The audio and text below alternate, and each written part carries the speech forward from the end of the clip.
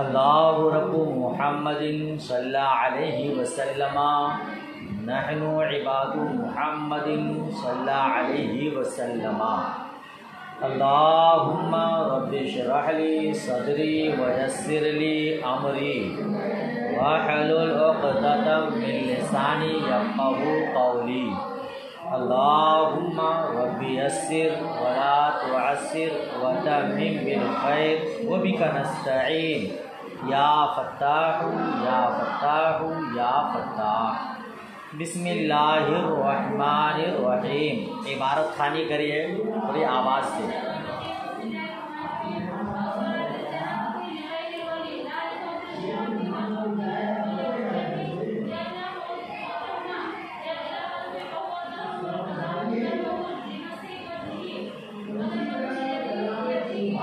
यदैहि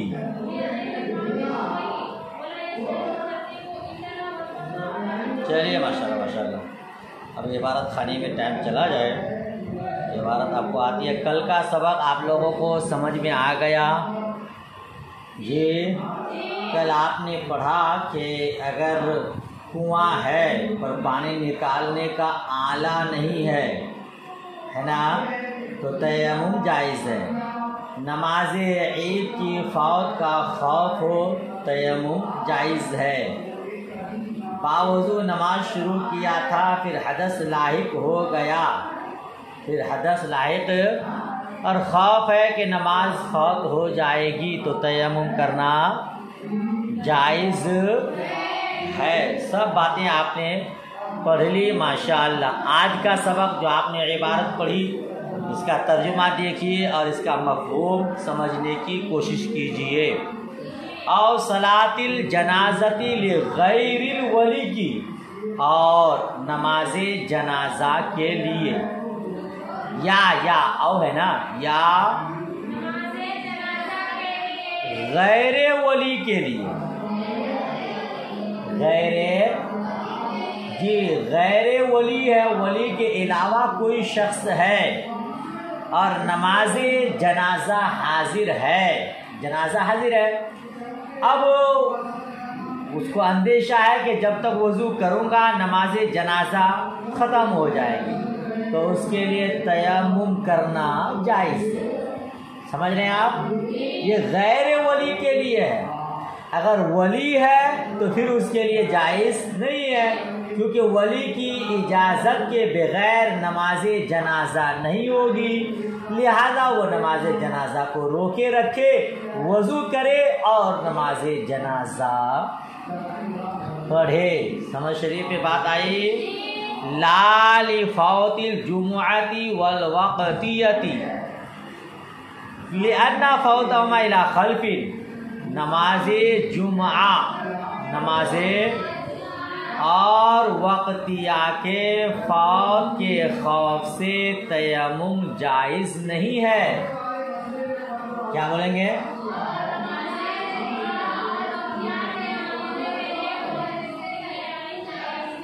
क्योंकि उन दोनों की फ़ौत उन दोनों की खल्फ की तरफ है।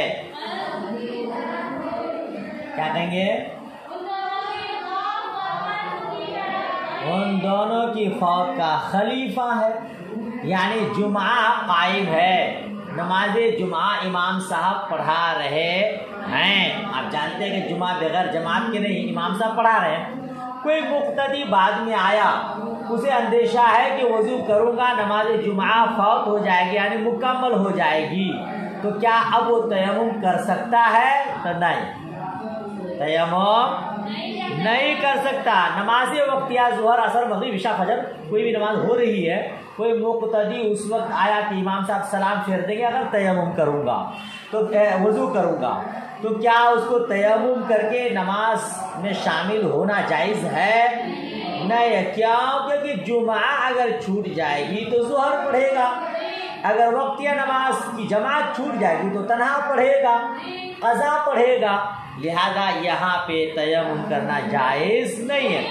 नमाज जनाजा है, ईदैन है, क्योंकि वहाँ उसका नाइब नहीं है, तो वज़ू करके अगर वज़ू करने में मशगूल होगा, नमाज मुकम्मल हो जाएगी, तो वहाँ तयम्मुम करना जायज़। समझ शरीफ में बात आई।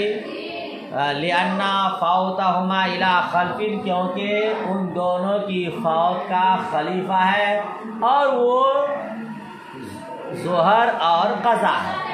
जुमा के लिए ज़ोहर पढ़ेगा, वक्तिया नमाज के लिए क़ज़ा। मुकम्मल बात समझ में आ गई। ज़रबतुल लिमसही वजहिही, तयम्मुम में 2 ज़रब है। तयम्मुम में जी हाशिया बैन सुतूर देखिए, तयम्मुम ज़रबतान, ज़रबतुल लिवजही व ज़रबतुल लियदैन, है ना। इलाल मिरफ़क़ैन बैन सुतूर नीचे।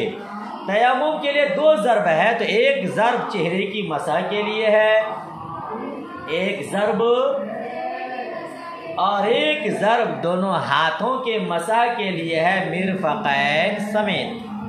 मिरफ़क़ैन यानी तयम्मुम में 3 चीज़ें फ़र्ज हैं, नियत करना और चेहरे का मसह करना और दोनों हाथों को कोहनियों समेत मसह करना। तो आप नियत कर लेंगे और एक मरतबा आप ज़मीन पर अपने दोनों हाथों को पाक मिट्टी पर मारेंगे, हाथ को झाड़ लेंगे और फिर चेहरे का मसह कर लेंगे, पूरे चेहरे का। इसी तरह फिर एक मरतबा मारेंगे और हाथों को झाड़ लेंगे और फिर दोनों हाथों का मसह करेंगे। वला यश्तरतु तरतीब इंदना, और हमारे नज़दीक तरतीब शर्त नहीं है। हमारे नज़दीक तरतीब शर्त नहीं। इंदना के ऊपर बैन सुतूर लिखा है खिलाफन लिशाफ़ई, बरखिलाफ इमाम शाफ़ई रहमतुल्लाहि ताला अलैहि के, यानी उनके यहाँ जिस तरह वज़ू में तरतीब शर्त है, इसी तरह नाइब तयम्मुम में भी तरतीब शर्त।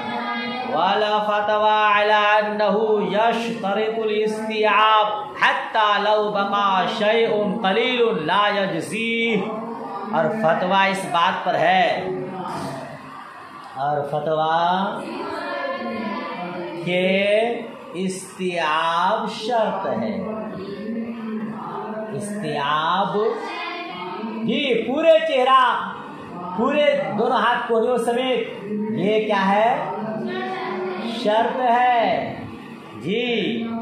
यहाँ तक कि अगर थोड़ी सी कोई चीज़ बाकी रह गई, यहाँ तक कि अगर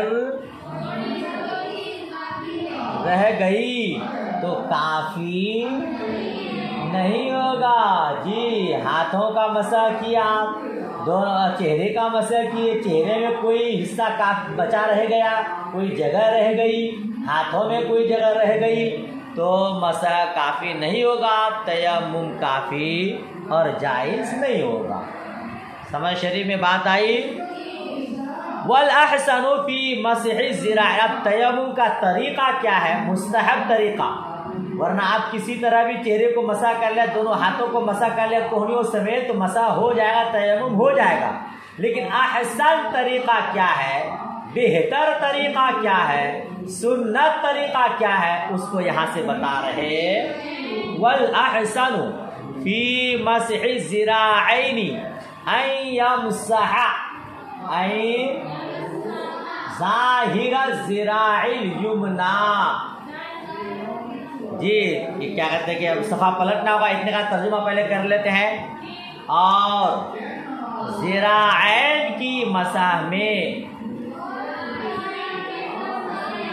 ज़िराऐन की, ज़िरा बोलिए तो हाथ, ज़िराऐन की मसह में यानी दोनों हाथों के मसा करने में अहसन तरीक़ा ये है, अहसन तरीक़ा बेहतर तरीक़ा ये है कि दाहिने हाथ की पुष्ट को बाएं हाथ की, दाहिने हाथ की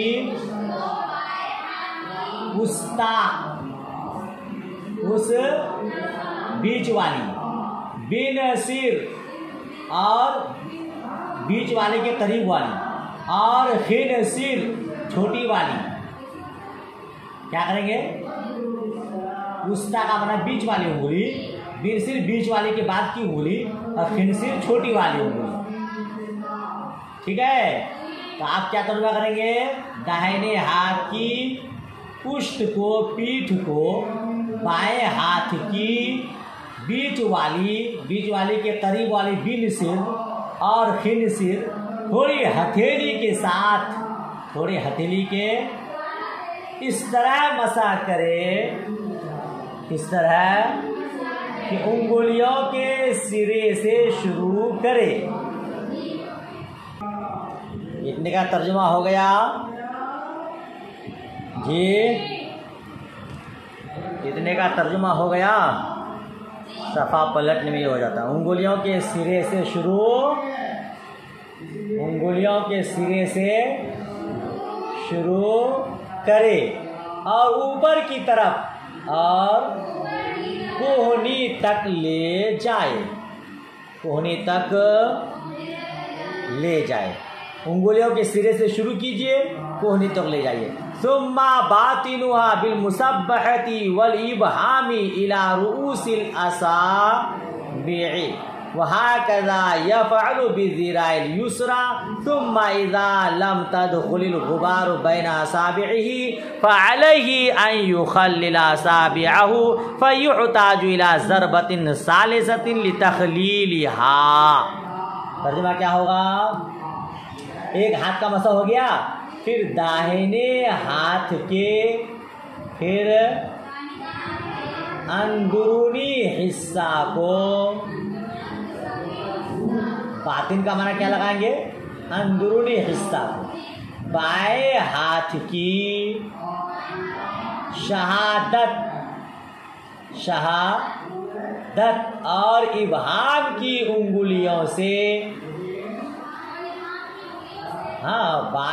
फिर दाहिने हाथ के अंदरूनी हिस्सा को बाएं हाथ की शहादत की उंगली और इब्हाम की उंगलियों से मसह करता उंगलियों के सिरे तक ले जाए, उंगलियों के सिरे तक ले जाए। ठीक है, इसी तरह दाएं हाथ से बाएं हाथ का मसा करें। ठीक है, मसा का तरीका आपको मालूम है ना भाई? पहले दाहिने हाथ का मसा करना है तो क्या करेंगे? बाएं हाथ से दाहिने हाथ के ज़ाहिरी को पहले मसा करेंगे, उंगलियों के सिरे से शुरू करेंगे और कोहनियों तक ले जाएंगे। 3 उंगलियों से, बीच वाली से उस्ता, बिनसिर, खिनसिर और थोड़ी हथेली को भी उसमें शामिल कर लेंगे। फिर ऊपर से नीचे तक ले जाएंगे और दाहिने हाथ से बाएं हाथ का जब मसा करेंगे तो बातिन की तरफ से ले जाएंगे, अंदरूनी हिस्सा से। ठीक है ना? तो इस तरह मसा मुकम्मल हो जाएगा। लेकिन दाहिने हाथ से जब बाएं हाथ का मसा करेंगे तो किससे करेंगे? शहादत की उंगली से और इब्हाम अंगूठा से और थोड़ी सी हथेली लेंगे और फिर मसा मुकम्मल कर लेंगे। जो मसा का मसनून तरीक़ा आपने नूरुल इज़ा वगैरह में पढ़ा वही है, कानून शरीयत वगैरह भी देख लीजिए। आगे क्या फरमाते हैं कि सुम्मा इज़ा लम तदखुलिल गुबार, फिर जब धूल मिट्टी उंगलियों के दरमियान में दाखिल ना हो, उंगलियों के दरमियान, फ़अलैहि, तो उस पर वाजिब है, नीचे लिखा है यजिबु अलैहि, तो उस पर वाजिब है कि अपनी उंगलियों का खिलाल करे। तो उस पर और अन मज़दरिया है तो आप इस तरह भी तर्जुमा कर सकते हैं, उस पर अपनी उंगलियों का खिलाल करना वाजिब है, उस पर अपनी उंगलियों का। तो तीसरी ज़र्ब का मुहताज होगा, उसके खिलाल करने के लिए। ये जब उंगलियों के खिलाफ मिट्टी वगैरह घुसी नहीं है, धूल मिट्टी गुबार, तो अब क्या करें? फिर एक ज़र्ब ले और ज़र्ब मारकर उंगलियों का खिलाल। ये इमाम मोहम्मद रहमतुल्लाह ताला अलैहि की रिवायत है। उनके नज़दीक गुबार के बगैर तयम्मुम जायज़ नहीं है। लिहाजा उंगलियों के दरमियान जहाँ गुबार नहीं पहुँचा वहाँ के लिए फिर से हाथ मारेगा और उसके अंदर उंगलियाँ दाखिल मिट्टियाँ और गुबार दाखिल करेगा। उनके अलावा दूसरे अइम्मा किराम के नज़दीक हाथ मारने की ज़रूरत नहीं है, बल्कि जो कुछ उस पर है उसी से खिलाल कर लेना काफ़ी है। समझ शरीफ में बात आ गई। आगे चलिए। अला कुल्ली ताहिरिन, अला कुल्ली कहाँ इसका अर्थ? पहले ज़रबतुन लिमसही वजहिही व ज़रबतुन लियदैहि इला मिरफ़क़ैहि पढ़े। एक ज़रब चेहरा की वजह मसह के लिए है और एक ज़रब दोनों हाथों के मसह के लिए है। तो किस पर ज़रब मारेगा? अला कुल्ली ताहिरिन, हर पाक चीज़ पर। किस पर? हर पाक चीज़ पर जी, जो ज़मीन की जिन्स से है, जो ज़मीन की जैसे मिट्टी, रेत, पत्थर, कतुराबी व रमली वल हजर, जैसे मिट्टी, रेत, पत्थर, समझ रहे हैं? वह कज़ल व कज़ा अल कुहल व ज़र क्या है? वह ज़र नीख व ज़रनीख, और इसी तरह सुरमा और हड़ताल। क्या बोलेंगे? और इसी तरह और हड़ताल। ये हड़ताल नहीं समझेंगे आप। यहाँ लिखा कि अगर सुरमा पर भी ज़रब लगाए और उससे चेहरे का और हाथों का मसा कर ले तो मसा हो जाएगा। तो ये अल-कुहल का माना सुरमा हो गया, ज़रनीख का माना क्या हो गया? हड़ताल। हड़ताल किसको कहते हैं? ये आपके ज़हन में खलीश है ना। हड़ताल एक किस्म की धात है, एक किस्म की, शरह में लिखा है आपकी इसमें, एक किस्म की मादनी धात है, ठीक है। शोरा वगैरह की तरह एक जर्द रंग की होती है और जहरीला होती है। और जी, तो उस पर भी अगर आप ज़रब मारकर चेहरे का मसा कर लें और हाथों का मसा कर लें तो मसा हो जाएगा, तयम्मुम जायज़ हो जाएगा। इसी तरह मुल्तानी मिट्टी है, कच्ची ईंट है या पुख्ता ईंट है जिससे घर बनाते हैं, कंकरिया है, अगर उस पर गर्दो गुबार है और उस पर आप हाथ मार करके मसा करते हैं, तयम्मुम करते हैं तो जायज़ है। वअम्मा ज़हब वल फिद्दतु फला यजूज़ु बिहिमा, लेकिन सोना और चांदी तो उन दोनों से तयम्मुम करना जायज़ नहीं है। ये सोना और चांदी से, जी सोना और चांदी पिघलाए हुए हैं, साफ सुथरा है, उनसे तयम्मुम जायज़ नहीं है। जी फिर आगे क्या फरमाते हैं?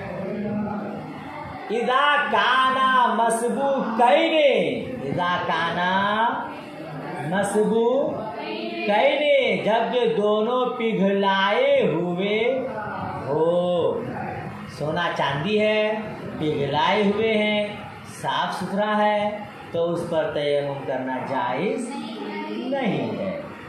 फ़इन काना गैर मसबूकैने मुख्तलितैनि बित्तुराबि यजूज़ु बिहिमा, फिर जब दोनों गैर मसबूक हो, क्या बोलेंगे जी, यानी पिघलाए हुए ना हो। गैर मसबूक का माना पिघलाए हुए ना हो और मिट्टी से मिले हुए हो, और दोनों मिट्टी से, तो उनसे तयम्मुम जायज़ है, क्योंकि गर्दो गुबार उस पर है ना, धूल मिट्टी है ना, तो तयम्मुम जायज़ है। वल हिंदत व शईर इन काना अलैहिमा गुबारुन यजूज़ु, इसका अत्व जो है कत्तुराब पे कीजिए, कत्तुराबी व रमली वल हजरी। अच्छा नहीं, वहाँ तो बात खत्म हो गई। वअम्मा ज़हबु वल फिद्दतु फला यजूज़ु बिहिमा वल हिंततु वश्शईरु इन काना अलैहिमा गुबारुन यजूज़ु। और गेहूँ और जौ अगर उन दोनों पर गुबार हो तो तयम्मुम जायज़। आवाज़ नहीं आ रही आप में तो बोलिए ना। गेहूँ है, जौ, अगर उन दोनों पर गुबार है तो तयम्मुम जायज़ है जी। वला यजूज़ु अला मकानिन काना फी निजासतो वक़द ज़ाला असरुहा माअन्नु यजूज़ु सलातु फी। कहते हैं और उस जगह पर तयम्मुम करना जायज़ नहीं, उस जगह पर जिसमें निजासत थी, इसमें निजासत और निजासत का असर ज़ाइल हो गया। या ये कहिए हालांकि निजासत का असर ज़ाइल हो बावजूद कि उसमें नमाज जायज़ है जी। कोई जगह है, मैदान है, खेत है, रास्ता है, खलियान है, वहाँ जानवर ने पेशाब कर दिया। क्या कर दिया? पेशाब कर दिया तो निजासत है ना, पेशाब नजीस है ना। हालांकि सूख करके उसका असर ज़ाइल हो गया है, ज़मीन सूख गई है, पेशाब का असर ख़त्म हो गया है, उसके बावजूद वहाँ तयम्मुम करना जायज़। हालांकि अगर पेशाब वगैरह सूख गया है तो फिर वहाँ नमाज जायज़ है। आप नहीं देख रहे हैं कि हमारे यहाँ रोड पर नमाज जनाजा पढ़ लेते हैं, तो नमाज जनाजा हो चाहे दूसरी नमाज हो, पाक जगह शर्त है ना।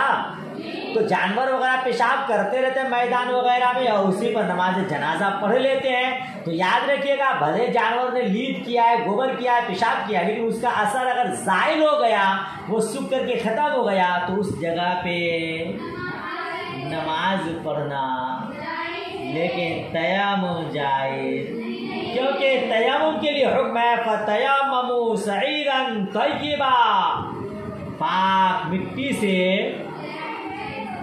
समझ रहे हैं। तो तय्यिबा का लफ्ज़ है वो जगह जहाँ निजासत थी, उसका असर ज़ाइल हो गया, पेशाब किया था जानवर ने, वो जगह सूख गई, अगरचे वो जगह पाक है मगर तय्यिब नहीं है। और तयम्मुम के लिए तय्यिबा का लफ्ज़ है ना। बात मुकम्मल समझ में आ गई। इसकी मज़ीद तफसील आगे आएगी जहाँ निजासत का बयान आएगा। चलिए इतना हो गया तो आगे बढ़िए।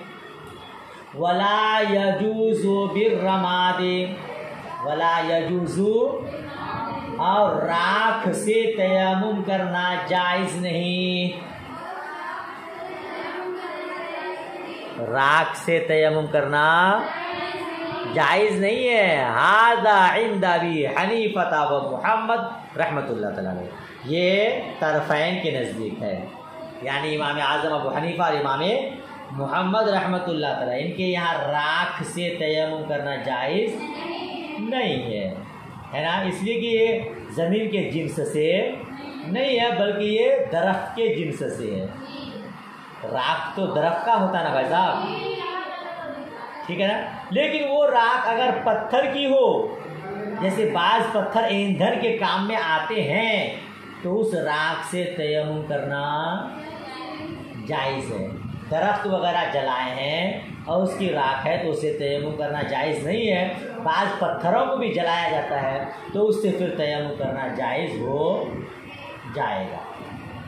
वो अम्मा इंद अबी यूसुफ़ा फला यजूज़ु इल्ला बित्तुराबी वर्रमली, इमाम अबू यूसुफ रहमतुल्लाह ताला अलैह के नज़दीक तयम्मुम जायज़ नहीं है सिवाय मिट्टी और रेत के। ये क्या तर्जुमा पढ़े?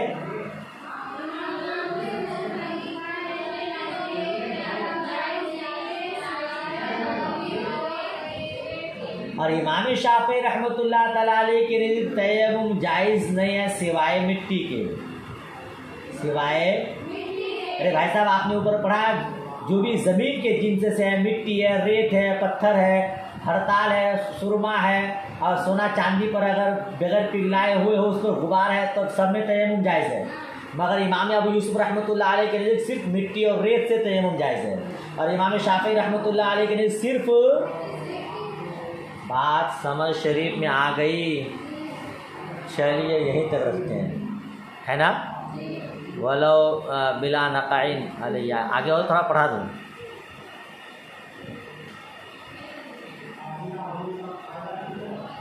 चलिए वहीं तक रहता है ना। किसी को याद कीजिए अच्छे से, जहाँ समझ में ना आया हो फिर पूछिएगा, इंशाअल्लाह बताने की कोशिश करूँगा। अल्लाह पाक सबको इल्म नाफ़ी अता फरमाए। दुआ करें जो भी आपके भाई साहब या बहन जी इस सबक को पढ़ रही है पैगाम अज़मत रज़ा में, अल्लाह उन्हें भी आला तरीन का ज़हन अता फरमाए, क़ुव्वत हाफ़िज़ा में इज़ाफ़ा फरमाए, इल्म नाफ़ी अता फरमाए। आप अच्छी अच्छी प्यारी प्यारी मोहतरमात के सदक़े मुझ हक़ीर को भी सारी नेमतें दौलतें अता फ़रमाए। आमीन आमीन सुम्मा आमीन बिजाहे सय्यिदुल अंबियाई वल मुरसलीन।